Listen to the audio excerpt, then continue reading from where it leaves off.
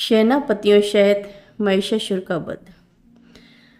जगदम्बा के श्री अंगों की कांति उदय काल के सैकड़ों सूर्यों के समान है। वे लाल रंग की रेशमी साड़ी पहने हुए हैं। उनके गले में मुंडमाला शोभा पा रही है। दोनों स्तनों पर रक्त चंदन का लेप लगा है। वे अपने कर कमलों में जप मालिका, विद्या और अभय तथा वर नामक मुद्राएं धारण किए हुए हैं। 3 नेत्रों से सुशोभित मुखारबिंद की बड़ी शोभा हो रही है। उनके मस्तक पर चंद्रमा के साथ ही रत्नमय मुकुट बंधा है तथा वे कमल के आसन पर विराजमान हैं। इन देवी को मैं भक्तिपूर्वक प्रणाम करती हूँ। ऋषि कहते हैं, दैत्यों की सेना को इस प्रकार तहस नहस होते देख महादैत्य सेनापति चिच्छुर क्रोध में भरकर अंबिका देवी से युद्ध करने के लिए आगे बढ़ा। वह असुर रणभूमि में देवी के ऊपर इस प्रकार बाणों की वर्षा करने लगा जैसे बादल मेरुगिरी के शिखर पर पानी की धारा बरसा रहा हो।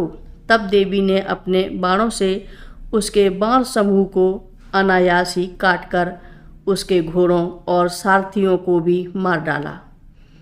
साथ ही उसके धनुष तथा अत्यंत ऊंची ध्वजा को भी तत्काल काट गिराया। धनुष कट जाने पर उसके अंगों को अपने बाणों से बींध डाला।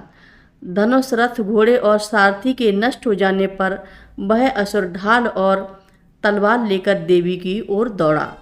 उसने तीखी धार वाली तलवार से सिंह के मस्तक पर चोट करके देवी की बाईं भुजा में बड़े वेग से प्रहार किया।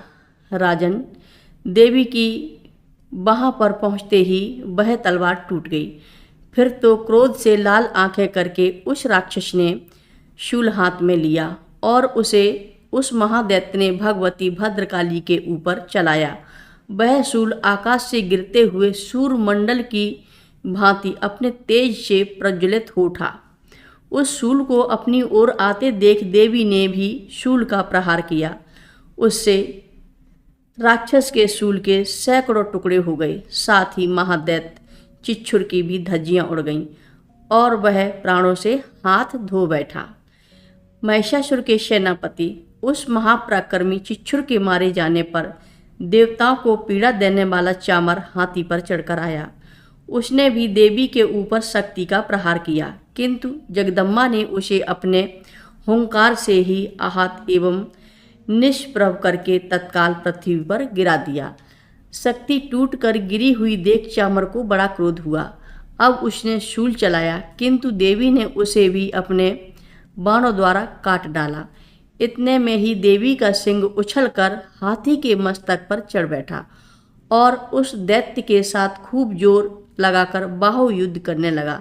वे दोनों लड़ते लड़ते हाथी से पृथ्वी पर आ गए और अत्यंत क्रोध में भरकर एक दूसरे पर बड़े भयंकर प्रहार करते हुए लड़ने लगे। तदंतर सिंह बड़े वेग से आकाश की ओर उछला और उधर से गिरते समय उसने पंजों की मार से चामर का सिर धड़ से अलग कर दिया। इसी प्रकार उदग्र भी शिला और वृक्ष आदि की मार खाकर रणभूमि में देवी के हाथ से मारा गया तथा कराल भी दांतों और मुक्कों थप्पड़ों की चोट से धराशायी हो गया। क्रोध में भरी हुई देवी ने गदा की चोट से उद्दत का कचूमर निकाल डाला। भिंदपाल से बाष्पकल को तथा बाणों से ताम्र और अंधक को मौत के घाट उतार दिया। 3 नेत्रों वाली परिवेश्वरी ने त्रिशूल से उग्रासय, उग्रवीर तथा महाहनु नामक दैत्य को मार डाला। तलवार की चोट से बिडाल के मस्तक को धड़ से काट गिराया। दुर्धर और दुर्मुख इन दोनों को भी अपने बाणों से यमलोक भेज दिया। इस प्रकार अपनी सेना का संहार होता देख महिषासुर ने भैंसे का रूप धारण करके देवी के गढ़ों को त्रास देना आरंभ किया। किन्हीं को थूतन से मारकर, किन्हीं के ऊपर खुरों का प्रहार करके, किन्हीं किन्हीं को पूंछ से चोट पहुंचाकर, कुछ को सींगों से बिदीड़ करके, कुछ गढ़ों को बेग से, किन्हीं को सिंहनाद से, कुछ को चक्कर देकर और कितनों को निश्वास वायु के झोंकों से धराशायी कर दिया।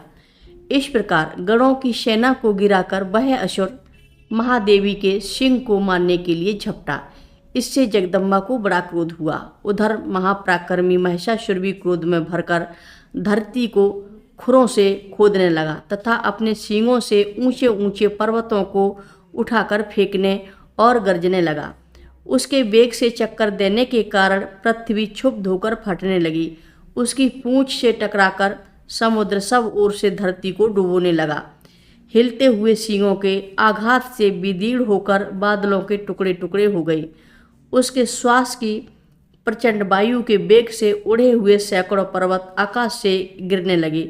इस प्रकार क्रोध में भरे हुए उस महादैत्य को अपनी ओर आते देख चंडिका ने उसका वध करने के लिए महान क्रोध किया। उन्होंने पास फेंककर उस महान असुर को बांध लिया।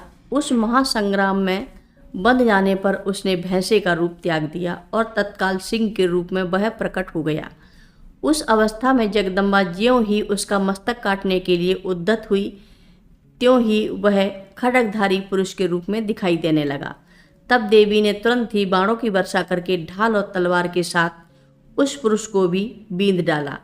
इतने में ही वह महान गजराज के रूप में परिणत हो गया तथा अपनी सूंड से देवी के विशाल सिंह को खींचने और गर्जने लगा। खींचते समय देवी ने तलवार से उसकी सूंड काट डाली। तब उस महादैत्य ने पुनः भैंसे का रूप धारण कर लिया और पहले की ही भांति चराचर प्राणियों सहित तीनों लोकों को व्याकुल करने लगा। तब क्रोध में भरी हुई जगन माता चंडिका बारंबार उत्तम मधु का पान करने और लाल आंखें करके हंसने लगी। उधर वह बल और पराक्रम के मद से उन्मत्त हुआ राक्षस गर्जने लगा और अपने सींगों से चंडी के ऊपर पर्वतों को फेंकने लगा। उस समय देवी अपने बाणों के समूह से उसके फेंके हुए पर्वतों को चूर करती हुई बोली। बोलते समय उनका मुख मधु के मद से लाल हो रहा था और बाणी लड़खड़ा रही थी। देवी ने कहा, ओ मूर्ख, मैं जब तक मधु पीती हूँ तब तक तू क्षण भर के लिए खूब गर्ज ले, फिर मेरे हाथ से यहीं तेरी मृत्यु हो जाने पर अब शीघ्र ही देवता गर्जना करेंगे। ऋषि कहते हैं, यूँ कहकर देवी उछली और उस महादैत्य के ऊपर चढ़ गई। फिर अपने पैर से उसे दबाकर उन्होंने शूल से उसके कंठ में आघात किया। उनके पैर से दबा होने पर भी महिषासुर अपने मुख से दूसरे रूप में बाहर होने लगा। अभी आधे शरीर से ही वह बाहर निकलने पाया था कि देवी ने अपने प्रभाव से उसे रोक दिया। आधा निकला होने पर भी वह महादैत्य देवी से युद्ध करने लगा। तब देवी ने बहुत बड़ी तलवार से उसका मस्तक काट गिराया। फिर तो हाहाकार करती हुई दैत्यों की सारी सेना भाग गई तथा संपूर्ण देवता अत्यंत प्रसन्न हो गए। देवताओं ने दिव्य महर्षियों के साथ दुर्गा देवी का स्तवन किया। गंधर्व राज गान गाने लगे तथा अप्सराएं नृत्य करने लगीं। इस प्रकार मार्कंडेय पुराण में शार्वारिक मनवंतर की कथा के अंतर्गत देवी महात्म्य में महिषासुर वध नामक तीसरा अध्याय पूर्ण हुआ।